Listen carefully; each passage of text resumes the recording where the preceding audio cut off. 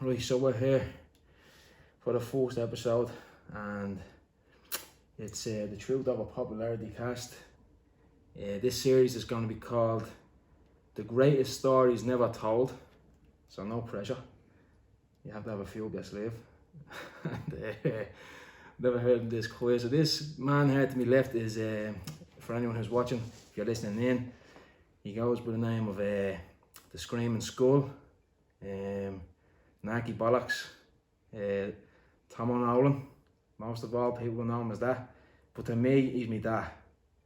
And he's the first person I had on today. I want to get this ball rolling, and the whole point of this is to get out everyday average Joe soaps on and get them conversating and talking about their lives. Everyone has struggles, everyone has problems. Most of all, having a bit of fun with it, you know, seeing what we can do. Everyone has a funny story to tell, and I guess if we can reach the right person in these lockdowns, and you can bring a bit of comfort or smile to someone's face, I think it's job done, isn't it? Yeah. Right, so, Dad, let's start with you. We want to know where you were born, when you were born, and we want you to kind of talk, if you could talk about what it was like growing up around inner city Dublin. I'll let you get more specific with it. Then, compared to now, because I mean, there's so many grandkids now, you can see the kids growing up, you're still very involved, and you can see in the community, but you can see the differences, so. Well, I was born on the 31st December 1956. I was born in Margaret's House, and I was born in 12G Margaret's House. I was the third eldest of 9 children. My mother was from Lime Street, and my father was from City Quay. But my mother moved into Margaret's House, where our mother and father, she was one of the first people to move in there. And she married my father, and she was there with my mother and father, and my mother died, and so she was left with my grandfather. I never knew my grandmother, but I was there when my grandfather was there. He didn't die in 1967. My father died on the 14th of January 1964. What age were you then? I was 7 years of age, so I was the third eldest of 7, and my mother was pregnant on my younger brother Paul. How many of you were all together? There was 9 of us. There was 5 boys and 4 girls, and unfortunately, my nanny was left to her age as well. All by ourselves. And what, as you call her, a lady. She was a lady, a great mother, and I still talk to her every day. And I go to church every day. I still talk to my mother, and but she had a heart, and there was a few episodes we only found out after years. Now, unfortunately, we had one very bad episode. It was the 23rd of March. It was a Holy Tours in 1967, and my sister Monica, which was a twin, and my younger sister, she was 8 and a half at the time, and Caroline was 4. And we went down to confession down to City Quay. You know Townsend Street, you had to go down through Princess Street.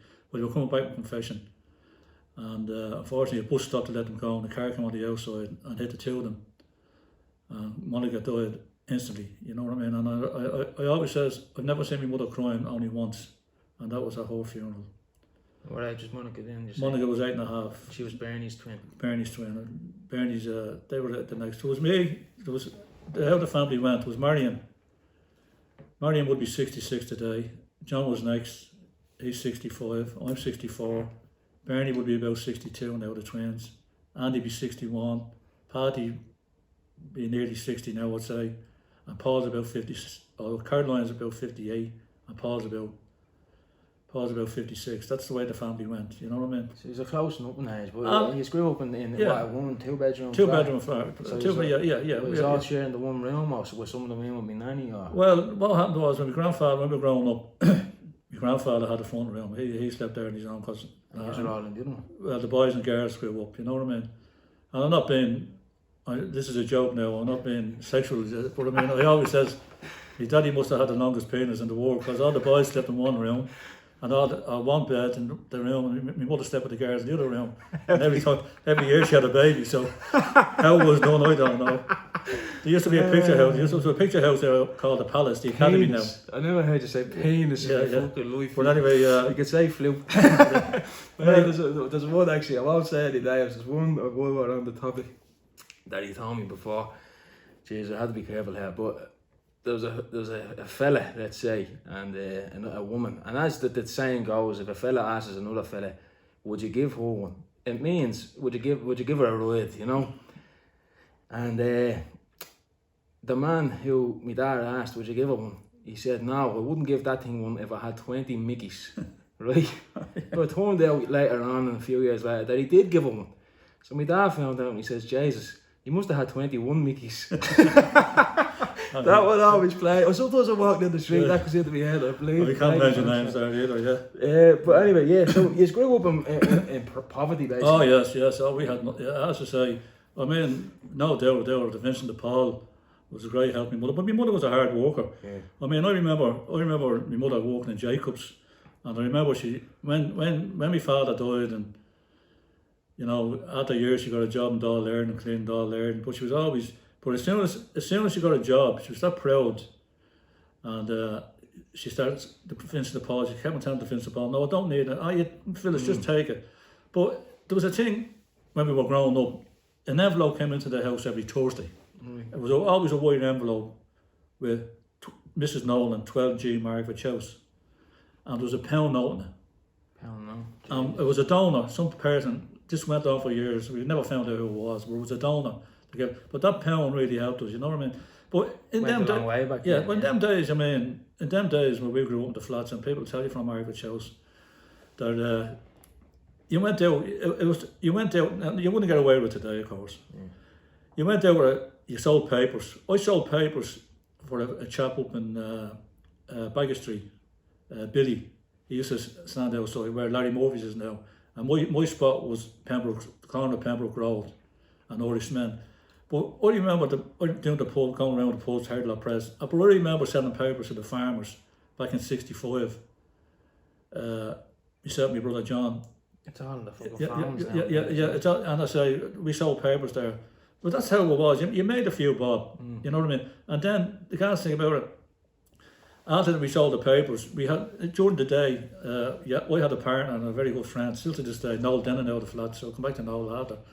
And we used to have a little, we used to make a box car in the winter, and there was a turf depot down on Mackin Street, and there was a fuel, like the fuel dockets today, you get a docket, and the woman, you get 2 bags of turf down there, and you make a box car, and you might get 8 bags of turf, so that means you had 4 customers, and it was a half a crown.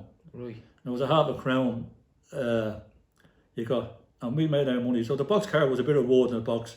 You get 4 wheels, elbow prams, and 2 tanks. And that we made money that way. So you made money all the time. And I know you often said it, but was it true when you said, like, would you honestly be sharing shoes growing up? Like, When I mean, I remember going to school and there'd be fights in the schoolyard. That's my jumper. That's your, you know what I mean? You know what I mean? What do you think? That's where the old saying is, and first up, best dressed. Yeah. You got in, you got out. Yeah, you know what I mean? You got the clothes. Yeah. I mean, we were talking about, people talk about the Liffey and all the canals now.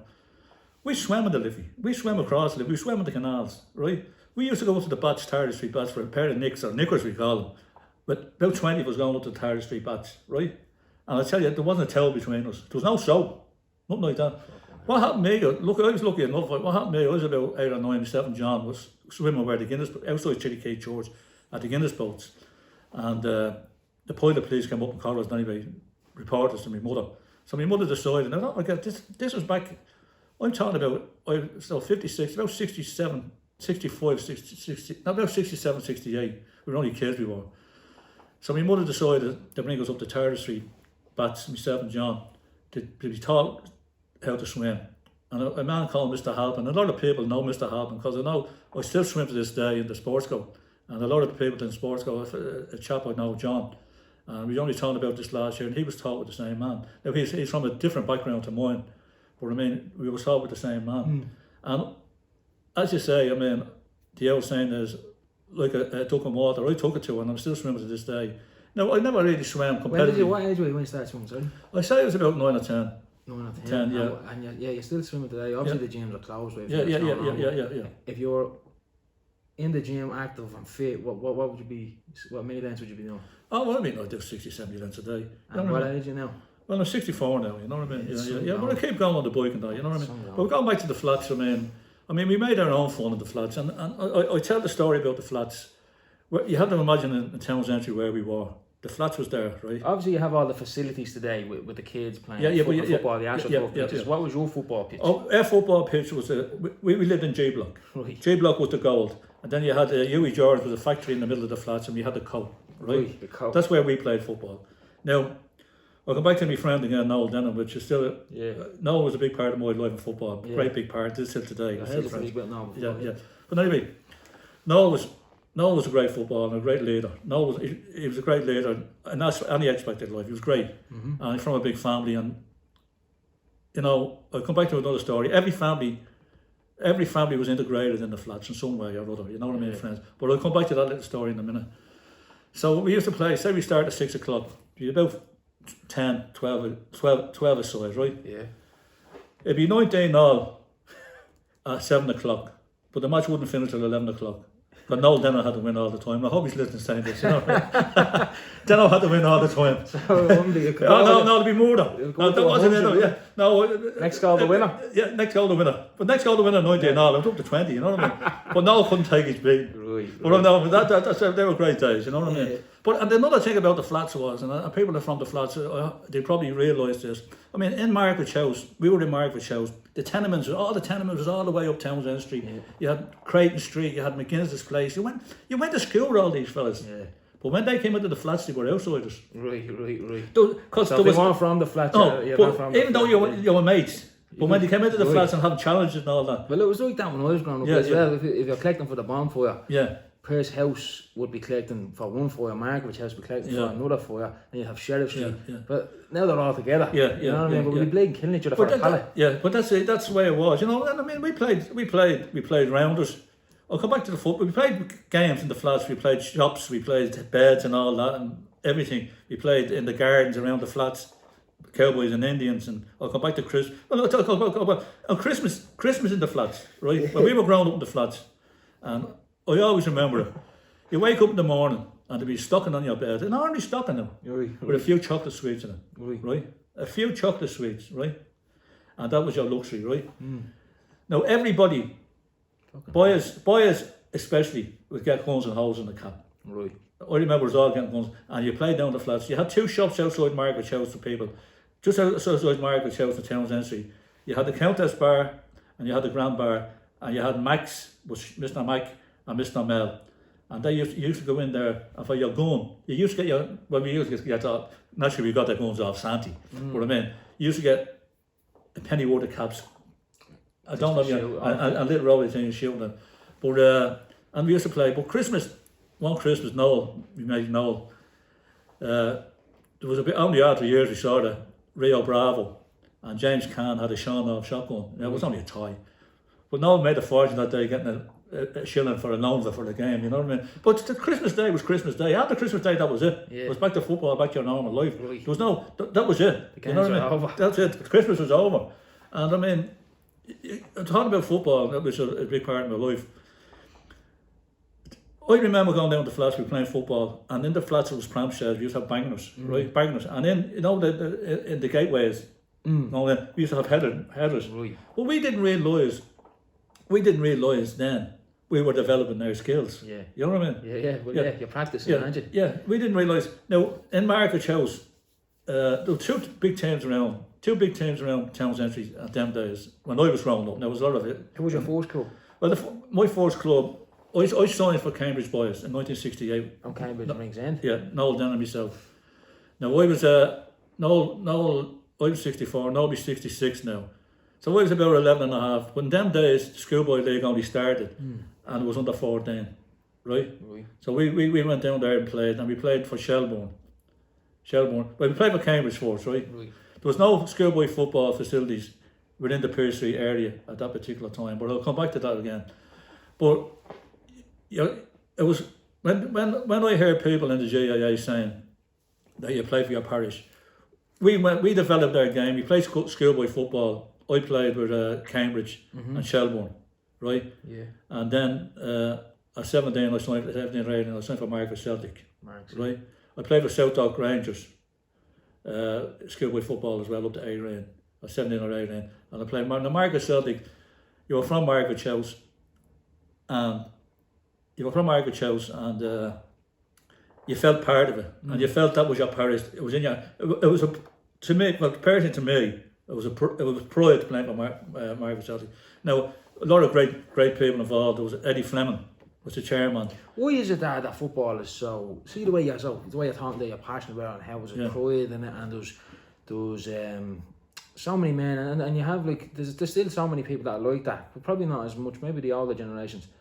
But it's pride to play for the local clubs, and it's passionate, and it means something to people. Yeah. You know, when you walk into a pub and you're bleeding, and they're saying your teammates are there, the people you used to play football with are there, and it means something. You all recognise each other. There's a mutual respect there. What is that about? Well, I mean, it's pride. You know, it's pride. It's loyalty. Yeah. Loyalty, your friendship. You're playing with your friends growing up. You know what I mean? You're playing for your flat. The name of the flat. Yeah. You're playing for that. The men that were involved from around. I'll go back to the men, and I wanted. There was Eddie Fleming, Mick Murphy, Joe Murray, Martin Dennon, of course. That's Noel's brother, and people like him that kept it going. And Desi Walsh, of course, my friend Desi Walsh. And kept that going, Margaret Celtic going for years and years and years. And I'm involved, and I played with them, managed them, blah blah blah. And I also played for Liffey's and managed Liffey's for a season. Liffey Wanderers. Wanderers, yeah. Now we go back to the Liffey's have been very successful. Of recent, and under the guidance of Wembo. John Young, which is there's a great football family. I mean, I go back to his grandfather. Shout out to Wembo. I go back to his grandfather. Mr. Young was a lovely man. You had Johnny played in the flats, and Johnny could have made League of Ireland.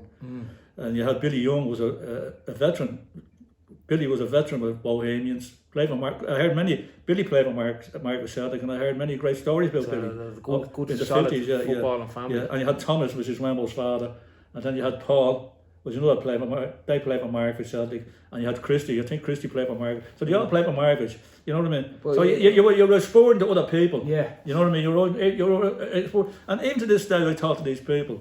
We still talk about the same stories and the same things. Even though I'm just that generation below them. You know what I mean? Yeah. But what Wembo done with that? Oh, unbelievable! I remember giving Wembo gone for years. And then he brings them back, and then he got the FEI Junior. Yeah. And then the intermediate a couple of years later. Yeah. Oh, fantastic! It's unheard of. Yeah. Once in a lifetime. But look, that particular side Wembo had, we were very lucky. It came from Pierce Rangers. Now I'll come back to Pierce Rangers in a minute. But Wembo itself was 17, and he wanted to play football for Margaret. So I remember myself and Nolan giving him his debut against some team out in Dundrum. This is Wembo playing. He came on. He was about 17 years of age. He came on. He played for Quayside all his schoolboy football. Who? Wembo. He played with his father and Noel Fox, which is another great man. Oui. Got to go to the two of them, Noel and Thomas. So he played for who? He played for Quayside with John Uzel and all that, and they had that for years. Noel Fox and Thomas Young ran them. Okay. And Wembo finished his schoolboy and came to Wars. About 17 or 18. So he came on for his debut. He substituted in the debut. I put him on a half. I was playing on the day. So I said, "You starting with me. I'll centre half, John."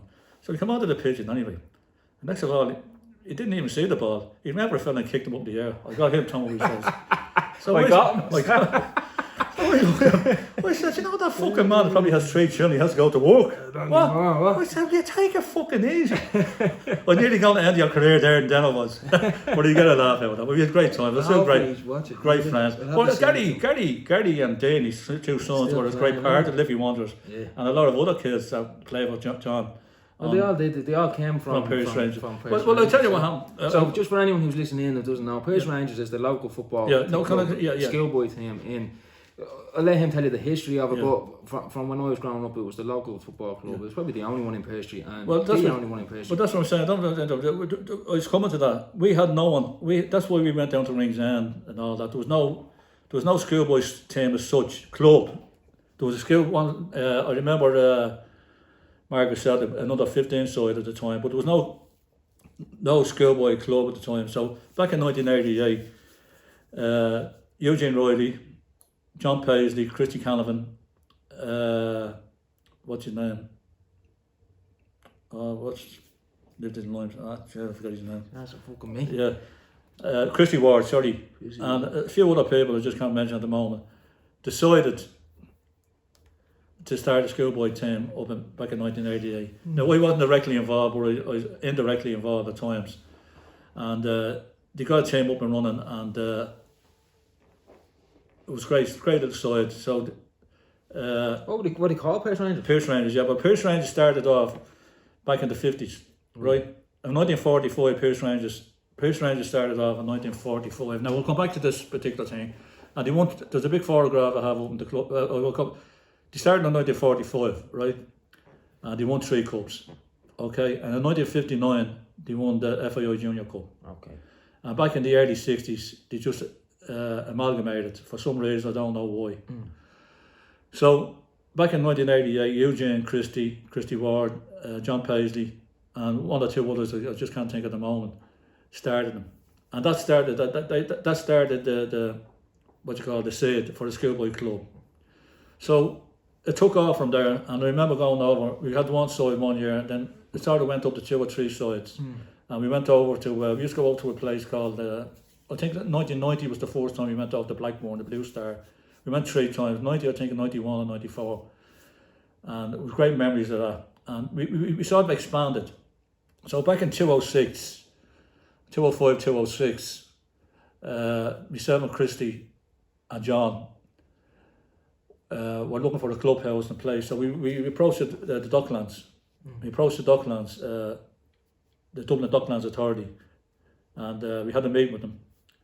And they were saying to us was, listen, he says, we thought we were naive enough, we thought we could have went to them, they gave us land at the time. If you remember the Docklands, we were trying to develop the Docklands, and there was a lot of wasteland, and we were looking for land, blah, blah, blah. It wasn't as easy as we thought. So we came back and we started putting on the burner for a while. So we used to train at Pierce House, the kids. So I went to Pierce House one day, and I was looking at it, I said, there's land there, it says. So we went to the local politician, which was Owen Ryan at the time, and Owen was very good. So Owen was Minister for Enterprise and Employment at the time, I think he was, or Sport or something. And we went up to his office and we explained everything to him. So we went to the committee in Pierce House and we told him this is what we were going to do. And Anne Lumpson was on the committee, and she was very good and very helpful to us. And Anna still, I don't believe she's still on the committee in St. Andrew's Resource Area. She was very good, and helped us all along the way.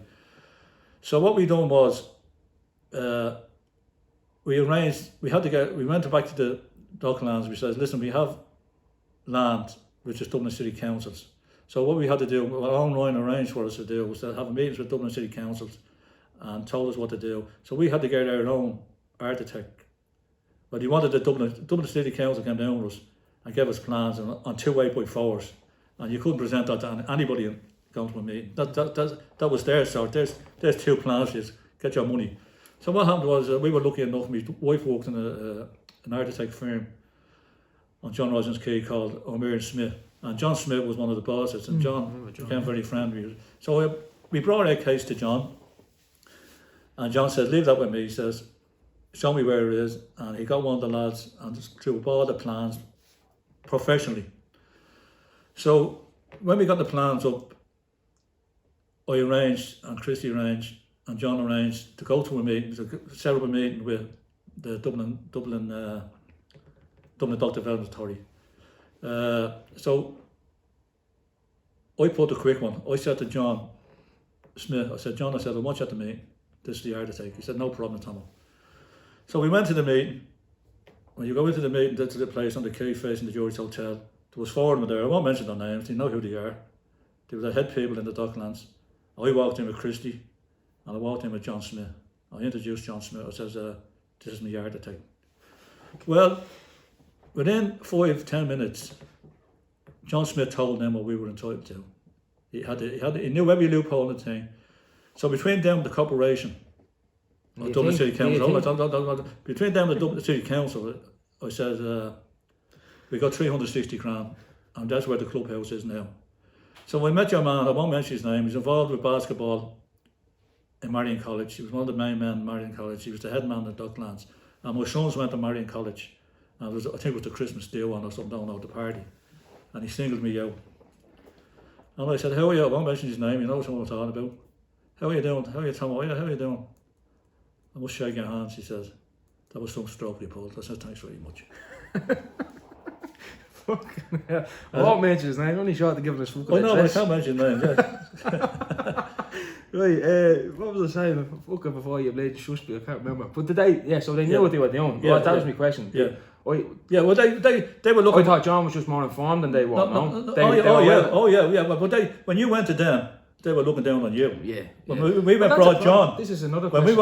we were brought John, they were looking up at us. Yeah, right, well that's what I Because John knew more about what they were only businessmen taking these jobs, government jobs. Yeah, well, that's a big issue today, Yeah, and this yeah. is one thing that I'm constantly talking about. What you're saying there is they're looking down on people, especially people from areas like your own. Yeah. And was it as prominent then as it is now? I mean, it's very obvious today. I think I know you always say that. I know a lot of people may not agree with this, but I think one of the biggest issues today is there's more hatred towards someone because of their postcode rather than the colour of their skin. And I think a lot of it's being made out to be race and this and that, but I think a lot of people are looked down on for where they come from and their background, more so. Well, Do you agree or disagree? Well, I always live, but the poem I think is the villagers blacksmith.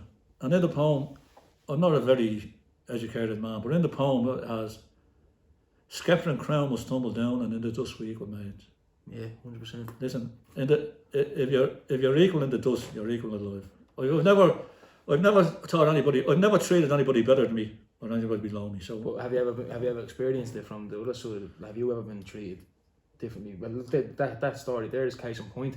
But have you experienced that growing up throughout your life, or is it sort of? Do you think people use that as a victim mentality to kind of get it? I don't want to do that because. Well, I'll tell you my example with rugby. I couldn't have walked away from rugby when I had a few opportunities because I used the excuse, well, I don't fit in. I'm from Pear Street and these are all from Black Rock. Yeah. So I used that. But looking back on it, that was just immaturity. Immaturity, yeah. And there's a lot of people hold on to that kind of thing. No, I mean, I never. No, I never distinguished. I never felt any discrimination against myself. I mean, you couldn't have stayed where you were. Yeah. Well, as you know yourself, I'm a very religious man. You know what I mean? So I mean, I go to mass every day and I say my prayers, and that's the gift my mother gave me, the faith. But no, I never. Well, as I say, I never treat anybody below me, and I never let anybody treat them me below them. You know what I mean? That's the thing. That's it. But I mean, in the flats we were all equal. We come back to the jobs. I mean, I remember then after. At 10 years of age, I got a job in Premier Dairies in Clanwilliam Place. Before you go on, how many different men were? So you were a milkman, houseman, a busman? I was a busman, yeah. Come on, I'll give you them all. Give us some on there. Well, I was with Tommy Nolan. Tommy was from Stoutlaws, but he lived in Ballyferm, a gentleman. I was with Tommy for 5 years doing the milk. And that's where I got my driving skills from, believe it or not. We had a horse. We had a horse for us for a few months when I was with him. And were you on the horse? Yeah, I used to have Tommy, but I used to meet Tommy on Mackin Street and we do all the flats and all. But I was with him during school as well, you know what I mean? And at school, I went through tech, being a milk boy, you know what I mean? And then besides that, I had my job in the afternoon as well. I left school, and in Nesta school I had a job in the afternoon. I'll give you that job now. But Tommy took me on and I had to go to school, even a city key in Nesta school. So I went to tech with about 12 and I was in tech. So I was about 5 years with Tommy. And then I remember a man called Tommy Balen, and that was a tap service, Tommy Anthony Balen, and it was up in 14 Westmoreland Street. And Tommy used to do engraving, and he wanted a messenger boy, and he came down to school, and I was sent up, and I was with Tommy, and Tommy only died, and his wife, Tommy died about 3 years ago, and his wife died only last year, and I'm still friends with his daughter Anne. They were up in Westmoreland Street, then they moved around to Eurotabs, was the name of them, in Crown Alley down in Temple Bar. And being in football, I kept contact with them with trophies and all that, and I became friends with them. So I had that job as well. So when I left school, and by the way, I had a job for about a year in Bord Bunya, delivering messages. And then when I left Tech, Paddy Barry got me in there. I got a job with an apprentice painter, a chap, but he went bust after about a year and a half. So I spent, at that time I was about 17 or 18, I was about 18, and I was playing for South Dock Rangers, as I say, schoolboy football. Probably another 50 years to go. Yeah, and there's a man there, a lovely man called Tony McDonald. He lived in Grand Canal Street, and Tony was on. I had to get Sean Power. Sean Power was now married in Wayne. He was the manager, and Mr. McDonald says to me, Tomo, he says, how about you're not walking? He says, there's exams, he says, for CIE, he says, would you like to go over them? I said, oh, yes, I said. So, I done the exam, I got the job anyway, and I got a job as a bus conductor down Range 10. And I was playing football, and there was inter garage football, and I sort of played with, I got onto the best side, Mick Nolan, Jackie Nolan, Tommy, great people that I worked with. And then while I was in the buses, I got married in 1979, so or 78, I was in the buses at the time. But I done the exam. I done the exam for the post office, and I got that. So I went into the post office from 79, I think it was, to 94, and I took the loan and bought a taxi, but it didn't work out. But I got back into the Department of Finance after that. And 2000, my brother has a business now in the docks, in the stevedore, and I got a job with him. I enjoyed it down there, and it was just getting a bit hard for me over the years. So I decided to give it up, and and I'm back in taxiing now, driving. I do a bit of chauffeuring, a bit of taxiing now. You know what I mean? So you said before that probably the best job you had was the post office. Ah, the post office. I love the post office. Yeah. And I still to this day the post office. Just going back to your go on. If there's a deal, a retirement, they ring me up and invite me and that. You know what I mean? That's nice. Well, just going back to the last story you finished up about your man who tried to bleed and shaft you for the clubhouse and the no, he didn't know. He didn't want the shaft. Well, he thought he was smart than us. He thought he was smart than us, well, whatever. So today you end up getting the clubhouse. Oh, the clubhouse. The clubhouse stands it now today in between Pearse House Park. Yeah. It's what's a Pearse area recreational centre. There's a AstroTurf football pitch there. It's been there for years since I'm a kid, and I had to say it was the first thing that really came around. There was a concrete pitch there before, and we'd be bleeding slide tackling around. I think my generation now was the last that had to deal with that sort of stuff. And there's AstroTurfs everywhere now, and it's great to see. And but the Pearse Rangers clubhouse now stand there, and it's a real beacon of the community. You know what I mean? It's good for the kids. I know there's not a lot happening there at the minute. Are you still the chairman? Still the chairman, but I said not a lot happening at the moment. It's like everything in life. Everything in life is circle. You know what you call me? Excuse me. And I hope to back. But I come back to Pearse Rangers. I mentioned the people that started off, but there were some great people there in my time that gave I had to mention them: Amy Murphy, our brother Lee, Scott Foley, 5 stars, all 5 stars. John Watson, Mooney, Stephen Mooney. And if I'm forgetting anybody else. There's too many blade names. There's so many managers. I even done a managers. Great people and great footballers and Paul Mooney, Stephen's father and all. You know what I mean? Paul was my first manager. You know what I mean? I get my managers more blade hassle than that. But I mean they were great and great community spirit. That's a story. And that's where it comes from. You know, we're a community. I think when John was John Paisley the chairman before you? John was yeah. So before my dad was the chairman, we were growing up. My dad was secretary and treasurer of the club, and I used to chow my way around the flats a bit, you know, and I don't know if I've told you this, but I'd be going around, we both played with the clubs. I was a little fucking charger, you know, I was fucking had a temper on me, bleeding. I'd give the managers more, putting up to the managers when I was about 8 or 9, and you'd always go back to my dad and be bleeding, we dealt with it when I got home. But back in the day in the flats, any of the young fellas annoyed me, you know. I'd be fucking I'd be threatening them. I'm going home. We have your contract in the house. So we have your what's it the thing they sign for that, the mass sign, and they pay the registration fee every year. We have yours. You're thrown out of the club. You're off the club, and the kids just be going in fucking crying. The mass be coming out. We'll be going run.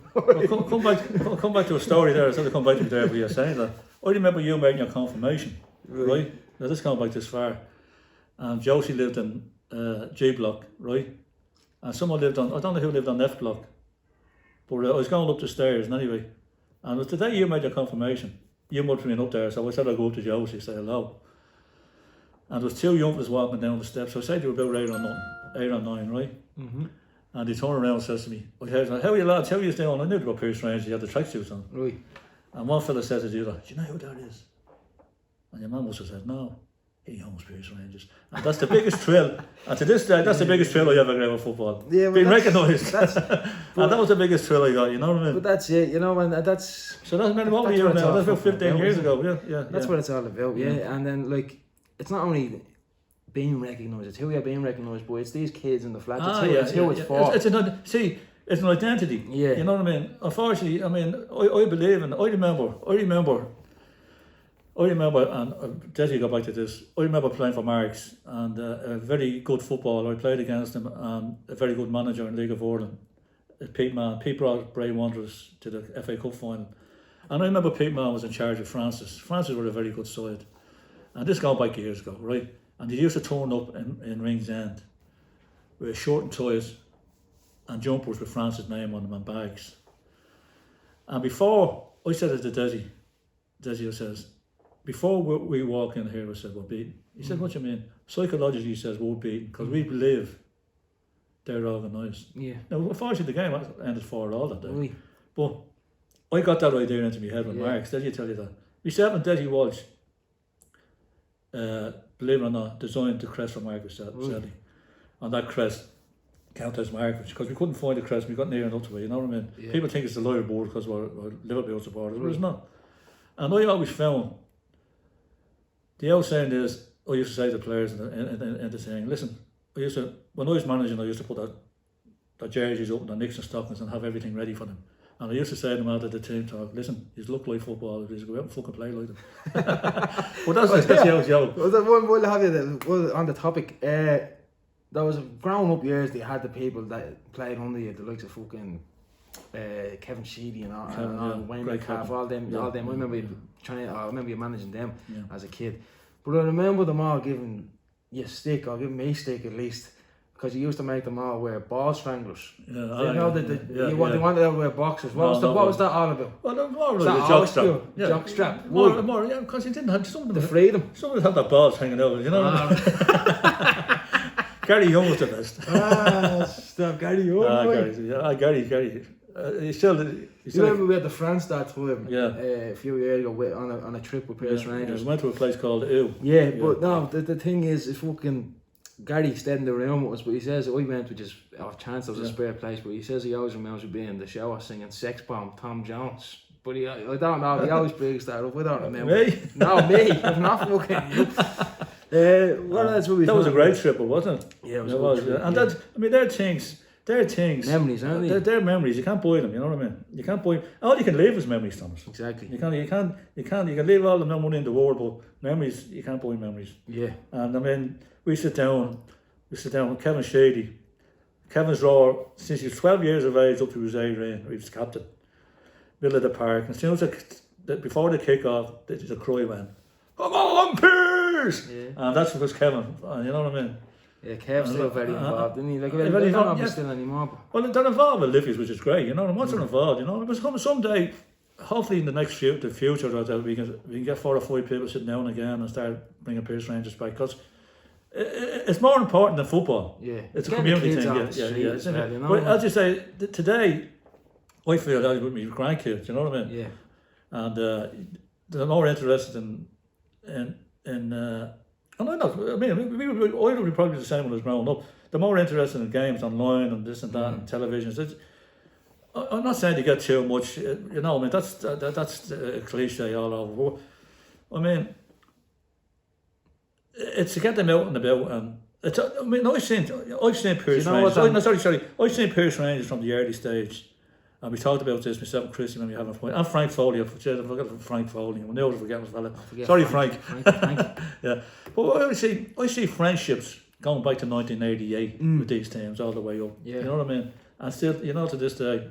Yeah. What was I saying there now? You had to cut me out again. Anyway, speaking of what you said about leaving memories, what I said to you there the other day was you die twice. When you take your last breath and when someone mutters your name for the last time. Yeah.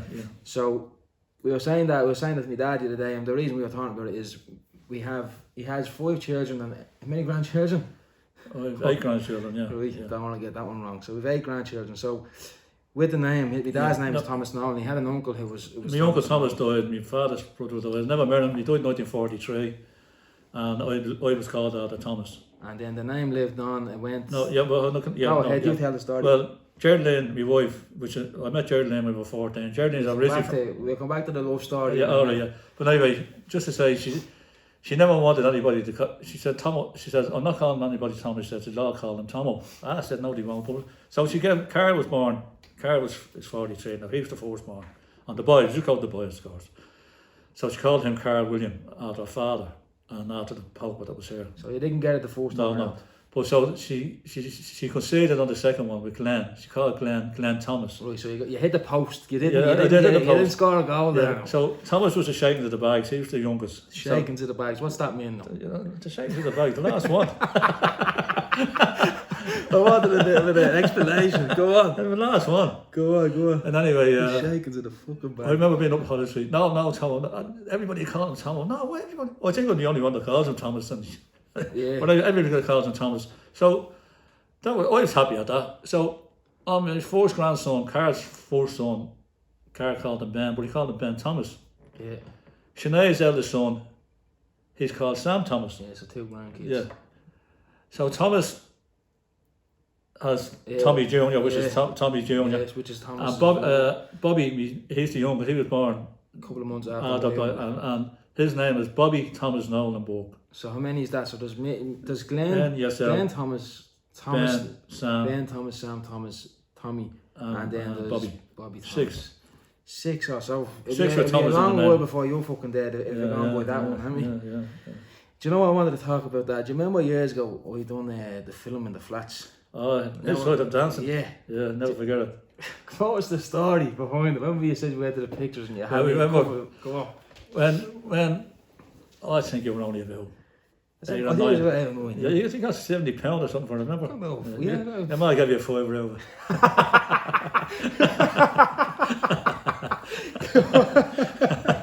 And anyway, listening to this. Go on. And anyway, we went out to the what do you call that place out in Coolock? You know, What was it? It's not the cinema world. What was it? It's the pictures. Picture out in Coolock, and we went out and we sat in Geraldine and Thomas went. I think Glenn was with us, and anyway, Chloe could have been with us, of course. You know what I mean? She was young at the time, her granddaughter, and so we were watching the picture and it was very good. And I said to Thomas, "Now, when you go over here," I says, "there'll be a load of young ones over here, and they want your autograph." There was no cell phones in them days or photographs. Now I said, just be polite and give it to him. So when we went out, there was no one there. I was looking. He was looking for everything. Looking and thought it was going to be. I thought it was a celebrity. For fuck's sake. Well, that was good. That'd be wound up. Yeah. That was a great film. Yeah. So back to me ma. We call her Tess, but my mother's name is Geraldine, and well, it's actually not. It's Mary Geraldine Dolores. She's a few different aliases. We don't know if she has a few hidden life somewhere else, but. Our real name is Mary Dolores, but we call her Geraldine. And do you want to? How long are you with man now? How long is married? We're married since 1978, so we're 43 years married, are we? 43 this year. 43 years this year, yeah. And you got with each other what? When you was 40? No, we're 43 years married. Last year. In April this year, yeah. This year, really. So. He's got married on what? April Fool's Day? April Fool's Day, and I used to say to her, I said to her one day. You used to say to her, he says no, to her, yeah. I said, you said you haven't got the joke. She said, I have. He said, you're the fucking joke. So we'll get you to tell the story of how you met, and I know she'll be listening and she'll tell you, she's going to tell you made a bollocks of it either way. Either way, yeah. You're like a bollocks of everything. Yeah. So go on, you met when you was 14. Who was chasing who? No, I had to say, no. I've had a friend, and them days, Noel Skelly was my friend in the flats. Noel, nice fella, jet black hair, and he fancied Geraldine, you know. So we were going down Piercy. With me dad, who was it? No, yeah. He was going down, no, nice fella. We were going down Piercy one day, and over the post office is now Jimmy's shop. Geraldine was there with Marie Lane and Amma. And Noel says, I'm going to ask her for she's going to walk tonight. That's the way it was. Cool, yeah. That's what it was, yeah. No Tinder. No, there's no, not like car, no straight in. Good, fuck's sake. And anyway, Noel says, Geraldine, would you go? No, she says, no, I don't fancy you. She says, well, I fancy Tomo. So that's how it started. That's fair. That's how I think it's happened, you know. But you know, your man. But it wasn't love story, you know what I mean. We had our ups and downs, you know what I mean. But we used to be on and off all the time, you know. And what, he's got, so what age was he then before then? 14. And he's and, got married when, what, 20, 21? well, I was 21 and Geraldine, your ma was 20. It's just a normal thing to do, get married. You Yeah, don't we see got that engaged. anymore. Yeah, we got engaged. And I remember getting engaged, and we got engaged that shop, Johnson and Johnson. Mary Mitten, our aunt, had a friend working up there, and we got engaged up in Grattan Street, you know. And we came back to the Windjammer. Now this is how long ago this was, Thomas, right? Came back to the Windjammer to celebrate. Not to celebrate, just go in. So we went in for a drink. So the drink was, I had a pint of spinach, your ma didn't drink, and a glass of orange. But there was a man there, Mr. Duffy and Sheila, that lived in Margaret's house, and he just says, what's the occasion?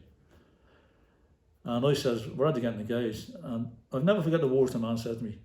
He said, listen, son, he says, you can't go wrong marrying one on your own. And that's what didn't go wrong, you know. Yeah. Well, we have our ups and downs. Yeah. But Well, that's the same, yeah. But you see more diverse now. You see your own young fellas with Brazilian now, I'm with an outsider, so that's as far as it goes. They're not around, are they? Yeah. Yeah. So No. what was I going to say to you? What do you think of? You see nowadays, like you and my ma still together, right? You're bleeding kids, you're like cat and dog, no denying it. But we don't fight, we don't, not physically. Yeah, we're not. Outside. Not physically, she's playing body.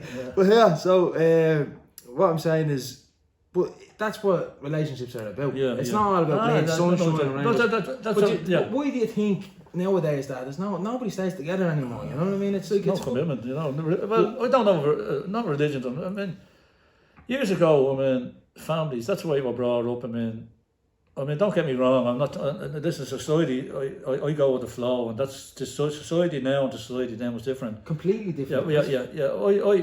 Willie and Jenny, which our father and mother were married, our aunts were married, my uncle got married, that's the way it was, you got married, you know what I mean? Yeah. But I come back to the thing in the flats, I forgot to say, growing up in the flats, we had some great times with my brothers and sisters, and there was more rows and fights, and there was physically fights, you know what I mean? Yeah. And glasses going in and everything else. How my mother put up with us, I actually don't know.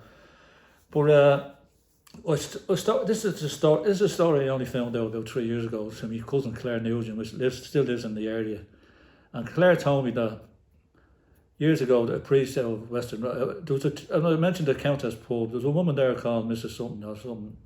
She came up to my mother, and she said, "Your sons be better off in our town," she says. So she brought a priest up. So she talked to the priest, and the priest told her, "Yeah, to get an education in our time, blah blah blah." But my Aunt May lived in Pierce House. She's only a small woman. She heard it. She went into the pub and called your woman out, and told her to mind their own fucking business about her family and keep she called her a fucking. I wouldn't say it over the thing, you know what I mean? She was the one of the Tinder girls years ago. Right. And that's what I say, I only heard this about 3 or 4 years ago, and it's sad, you know what I mean? But I'll come back to the flats, where, now we had some great times at the flats, my man, don't get me wrong, brothers and sisters, but we fighting and Just kill each other, yeah. kill each other. I used to say we were the Waltons off screen. Walton's off screen. You remember the Waltons, they're all lovely dovey, John Boyd, isn't that? But what I wanted to ask you is, right, and I don't know, like, it was the family loyalty there. Like, if you were to fight, let's say, with Paul and fucking John and Andy, and then John and Andy or someone was in a fight with someone else, would you have their back? That was loyalty all the time. That was every family, you know what I mean? Yeah. That was every family, you know I what I get mean? you. That's what I'm saying to you. In the flats, when I said to you there, the flats, I'll tell you the story now. In the flats, that was the loyalty. And when I came back to the earlier story about people that you went to school with, even though you went to school with them, they lived outside the flats. Yeah. The loyalty was in the flats. My mother died in God bless her, she died in 1989. She died of Alzheimer's, right? She was 86 years of age, right? So she got a great turnout from the flats. Well-respected woman she was, no doubt about her. So we were in the Alexander Hotel. I don't know, you probably remember yourself. And we were having drinks, and there was about 150 people there. And we're having drinks, blah, blah, blah. And Martin Dennon, having a drink with Martin Dennon. Martin Dennon said to me that day, he says, I'll never forget this. He said, Tomo, he said, look around, what do you see? And I said, Martin, it's great. He says, I said, it's great. He said, all the neighbours here. He says, the campfire, fair play. I said, no, he said, no, what do you see? He says, I said, I'm not telling you what I see. No, he says, when you think about it, he says, we were all cousins. And that hit me. Now, we weren't blood relations. Yeah. But everybody in the flats had a connection with everybody's family. Yeah. And if people are from the flats that grew up in the flats, before me or after me, or even to this day, Just one joint family, yeah, they would read lies what I'm talking about. Mm. And I said to Martin, Jesus, Martin, you're right, I says. You know what I mean? Yeah. Yeah, it's fucking, and that spirit I think is it's kind of dying out sadly, but there's still the locals that are still there, and they're still hanging on, and still the few. But it's a different place. The world keeps changing. There's nothing we can do about that. We have to learn to adapt, and like the world you lived in compared to now. Like if you had to go back to when you were a teenager and someone said you'll have phones that you can bleed and just touch, you think they are bleeding cotton. You know. But I always said that in Star Trek. And I say to the people, and I was talking to people, doing a bit of taxi and talking to educated people from America and all, and we talked about beaming up, Scott. And this fella thought, that's not too far away. Yeah. Believe it or not. You know what I mean? You say, beam me up and you'll go somewhere else. And, or teleport somewhere. Yeah, you know what I mean? You wouldn't be surprised. Like, you can't blow your hand off with the bleeding technology. Oh, the technology, I mean, they have it everywhere. I mean, it's flying up. Yeah. But, look, we're coming close to the end. We said this thing says it has an hour on it. But one last thing I said I'll try my arm with. Now you can probably tell me to fuck off if you want. I was telling someone I was getting you on, a friend of mine, Lindsay, and she said, would you belt out a song for her? Now we grew up in the house listening to tapes of Elvis. We're a big Elvis family. My dad was at the in Graceland. We plan on going back together. I never went. Yeah, we will go back someday. I was over there with my brother John. It was a great time. It's a matter of when, not if, you know. And when all this maybe shifts off and we're all back on our feet, we'll probably get over. But that's the two wishes now I have. The two wishes I have now when all this pandemic is over is bring the grandsons, the four grandsons, the mad Liverpool supporters, all to Liverpool, and myself, yourself, Carl and Glenn over to Memphis. That's my wish. So Carl had arranged a holiday. My eldest son had arranged a holiday for me to go to San Giovanni. I'm a big Padre Pio fan, as a lot of people know around Pier Street. And I'm not a great traveller, you know, but I mean, hopefully that's in September. But that's the two wishes I have. The young fellas going to Anfield, which we were there before, but us going to Memphis. Yeah. So the song, regards the song, we have what I was going to ask you to do was My Boy. Yeah. If you want, you don't have to. Well, I mean, I was just going to say that. I mean, you want to tell a little bit of a story behind that when you sing it now, where the mind. Yeah. What happened was, and then belt it out. What happened was, it was. I was always a big Elvis fan, and I used to sing The Wonder of You and a few others on the same. But in the Windjam when we were growing up, you know what I mean, it was an honour to sing a song with all the people you're growing up with. It was a privilege, and if you got someone said, Tomo, you sing a song, it was a privilege. There was no mics there and anything, not the way it is now. Well, you do your little shape on the floor, you know. Yeah. And anyway, it was Carl was born on the 4th of May 1979. And just happened to my friend Paul Conway, that Paul lived in the flats as well. I've got to mention Paul, great friend over the years. And still is. And Jerry Murray as well. If you heard all night. There's laid more shoutouts in this video than fucking, so it has to be a world record. And anyway, so I was over the moon. I was 22. Carl was born. He was born born in 79. I was 22. So we went back to the Windjam, was drinking. And I sang My Boy, and I must have sang it 100 times. I fucked out. Any song since then, Glenn, Thomas, Ben, every boy that was born, I sang it. You know what I mean? And it's just one of those. Well, I have a video of you singing it up when Tommy was born, and that's something I'll hold on to. But if you want to belt it out, right, get yourself ready. You want water on it?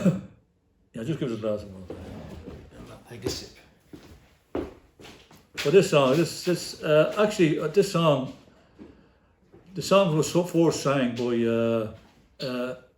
Richard Harris in a musical, and the song, believe it or not, was an Irishman wrote. What's your man, the dirty fella? What's his name?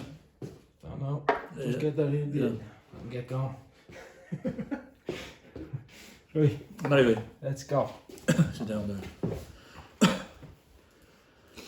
You're sleeping so night long, well really this can't wait.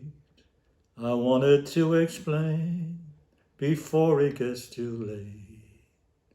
Well, your mother and me, love is finally died. This is no happy home, but God knows how I tried. Because you're all I have. You are my life, my pride, my joy. And if I stay, I'll stay because of you, my boy. Sleep on, you haven't heard a word. Perhaps it's just as well. Why spoil your little dreams? Why put you through this hell? Life is no fairy tale, and one day you will know. But now you're just a child. I'll stay in what you grow. Because you're all I have, my boy.